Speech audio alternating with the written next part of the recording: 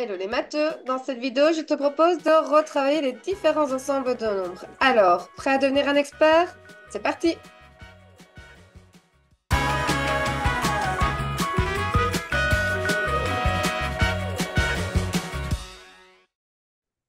Et c'est parti pour aborder les ensembles de nombres. Mais avant de commencer, il me paraît important de nous rappeler ce qu'est un ensemble de nombres. Nous pouvons considérer un ensemble de nombres comme étant un sac, dans lequel nous mettons tous les nombres qui ont une ou plusieurs caractéristiques en commun. Par exemple, nous pouvons construire l'ensemble des nombres pairs et nous mettons dedans tous les nombres qui sont divisibles par 2. 0, 2, 4, 6, 8, etc. En revanche, 3 ne peut pas rentrer dedans puisque ce n'est pas un nombre pair. Autre exemple, nous pouvons prendre l'ensemble des nombres qui se composent du chiffre 1, tels que 1 ou 12, 109 ou encore 471. Etc., puisque nous retrouvons également une infinité d'éléments dans cet ensemble. Il existe même l'ensemble vide qui correspond à un sac vide dans lequel il n'y a aucun nombre. C'est un ensemble utile, par exemple, dans le monde des équations.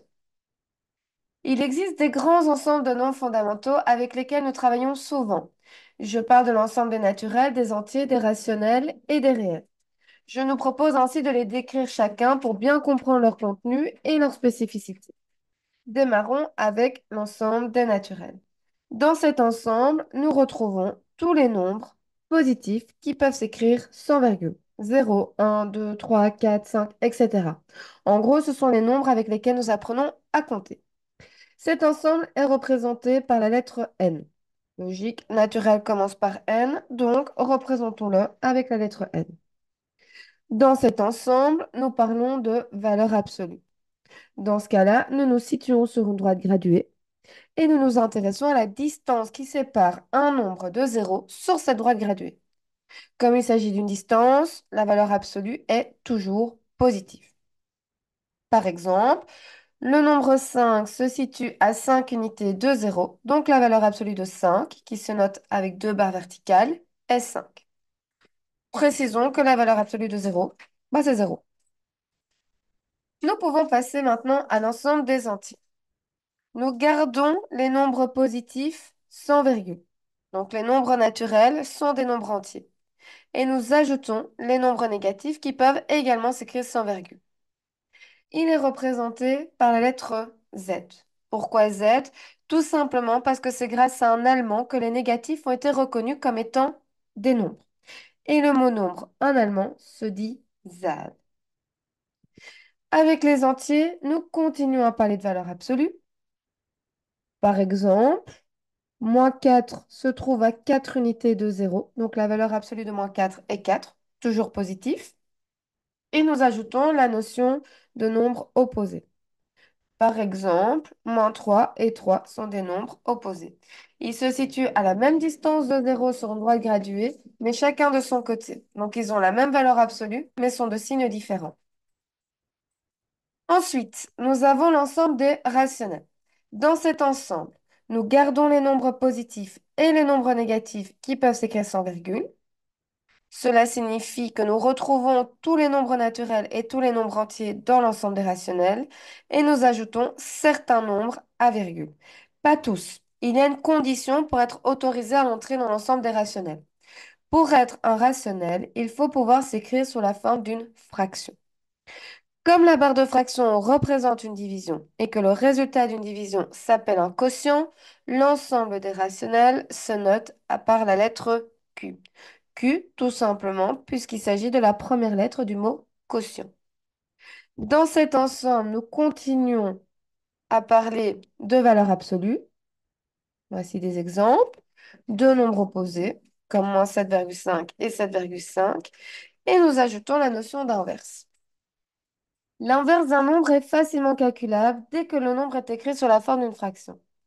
L'inverse se note avec l'exposant moins 1. Donc, par exemple, l'inverse de 3 demi, qui est donc 3 demi exposant moins 1, est 2 tiers. Il suffit simplement d'échanger le numérateur avec le dénominateur. Profitons de cela pour se rappeler que 0 est le seul nombre à ne pas posséder d'inverse. L'inverse de 0 n'existe pas. Quels sont les nombres avec virgule à être rationnels? Comme dit précédemment, pour être un nombre rationnel, il faut respecter une condition. Il faut pouvoir s'écrire sous la forme d'une fraction. Et qu'est-ce qu'une fraction? Il s'agit d'un quotient représenté par une barre de fraction. Cette division se fait entre un entier et un entier non nul. Non nul puisque le diviseur ne peut jamais valoir 0. Par exemple, 7e, moins 10 99e, 5 unième, etc. Ce sont des fractions. En revanche, 16,5 demi n'est pas une fraction, puisque 16,5 n'est pas un nombre entier.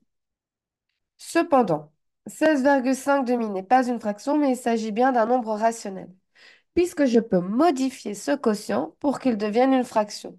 Par exemple, je peux multiplier le numérateur et le dénominateur par 2, et j'obtiens ainsi la fraction équivalente 33 quarts. J'aurais pu aussi multiplier par 10 pour obtenir une autre fraction équivalente, 165 vingtièmes, qui me prouve qu'il s'agit bien d'un nombre rationnel. 3 demi est un rationnel. Moins 7 est un rationnel parce que moins 7, c'est la même chose que moins 7 divisé par 1, que moins 14 divisé par 2, que moins 21 divisé par 3, etc. 5,24 sur 6 est rationnel. Si je multiplie par 100, j'obtiens la fraction 524 sur 600. 0,25 rationnel, c'est la même chose que 25 centièmes ou un quart. 0,33333 est rationnel puisqu'il s'agit d'un tiers. Mais 7,80529, est-ce qu'il est rationnel? C'est difficile de trouver mentalement une fraction, c'est-à-dire une division avec des entiers qui donnerait comme réponse 7,80529, etc. Nous pouvons donc aussi identifier facilement un nombre rationnel à l'aide uniquement de son écriture décimale, sans devoir passer par la transformation en une fraction. Donc, quelles sont les écritures décimales d'un nombre rationnel? Il existe 4 différentes écritures décimales qui représentent un nombre rationnel. On retrouve tous les naturels, tels que 25, tous les entiers, tels que moins 14. Il s'agit alors de nombres rationnels qui peuvent s'écrire sans virgule. Et alors, au niveau des nombres à virgule, soit il s'agit d'une écriture décimale limitée, comme 6,83. Après le 3, c'est fini, il n'y a plus de virgule. Ou illimitée, mais périodique, tel que 73,5, 42, 42, etc. Nous voyons ce 42 qui se répète.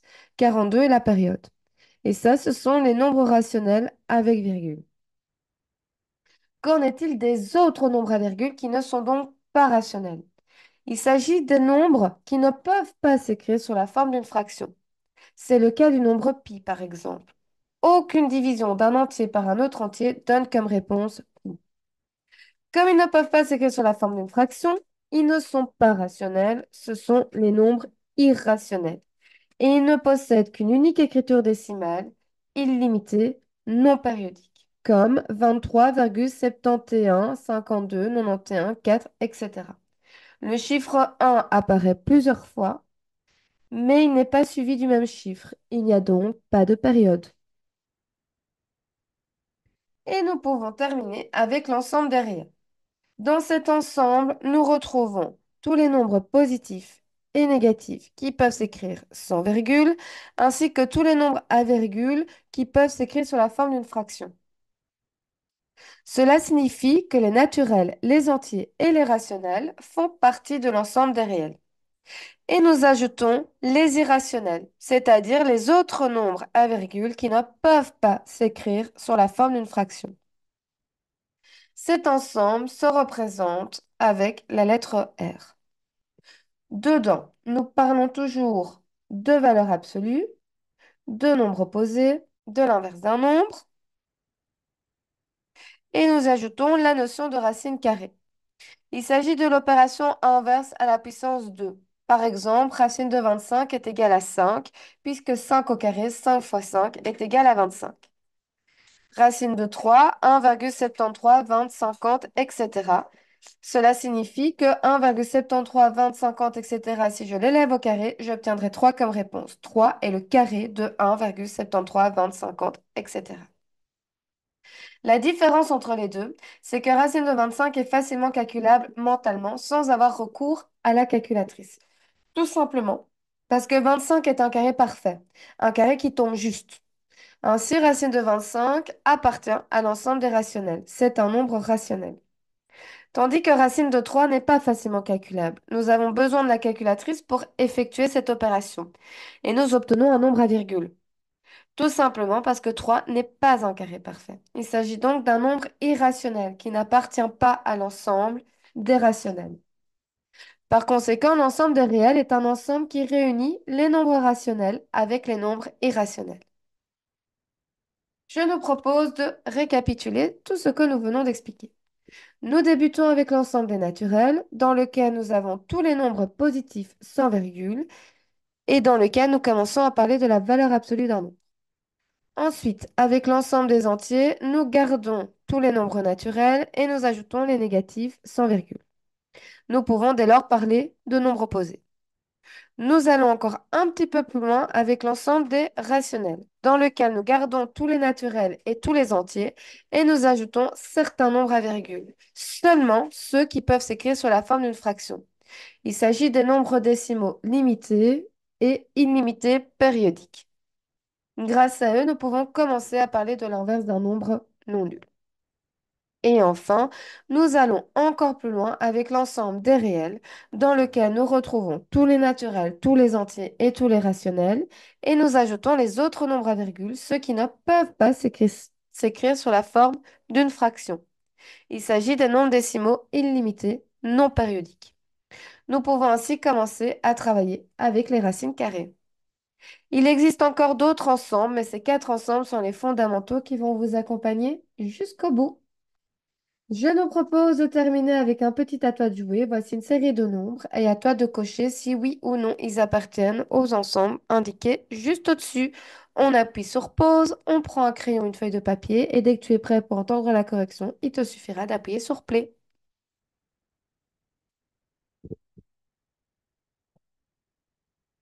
Alors, 7,15. Il s'agit d'un nombre à virgule, donc ni naturel ni entier. Et comme après le 5, il n'y a plus de chiffres, on est dans une écriture décimale limitée, il s'agit d'un rationnel et donc d'un réel. Racine de 3, 3 n'est pas un carré parfait, donc difficilement calculable mentalement, ce n'est donc pas un rationnel, c'est simplement un réel. Moins 207,1341,6, etc. Après le premier 1, nous avons un 3. Après le deuxième 1, nous avons un 6. Ça veut dire qu'il est illimité, non périodique, donc simplement dans l'ensemble des réels. Racine de moins 16 n'est pas un carré, puisque pour être un carré, il faut être positif, puisque l'exposant est pair, toujours positif quand l'exposant est pair. Donc on n'est ni dans les naturels, ni dans les entiers, ni dans les rationnels, ni dans les réels. Il appartient en réalité à un autre ensemble qu'on appelle l'ensemble des complexes que tu aborderas peut-être. Ensuite, pi, comme on l'a vu, il s'agit d'un réel. 42 sixième, 42 divisé par 6, cela fait 7. Donc, c'est un naturel, qui est donc un entier, qui est donc un rationnel, qui est enfin réel. Moins 9, nombre négatif sans virgule. Donc, on commence avec les entiers, qui est donc un rationnel et un réel. Et enfin, 12,56, 56, etc. On a bien une période 56 qui se répète. Donc, c'est un rationnel et donc un réel. Et voilà, j'espère que cette vidéo t'aura aidé. N'hésite pas à dire en commentaire. Si tu as des questions, tu peux également les déposer en commentaire et j'essaierai d'y répondre du mieux que je peux. De plus, n'oublie pas d'aller checker le descriptif de cette vidéo. Tu y retrouveras différents liens qui ont pour unique but de renforcer ta compréhension. Car n'oublie pas, la règle d'or pour réussir en mathématiques reste toujours la même. Faire régulièrement des exercices à la maison.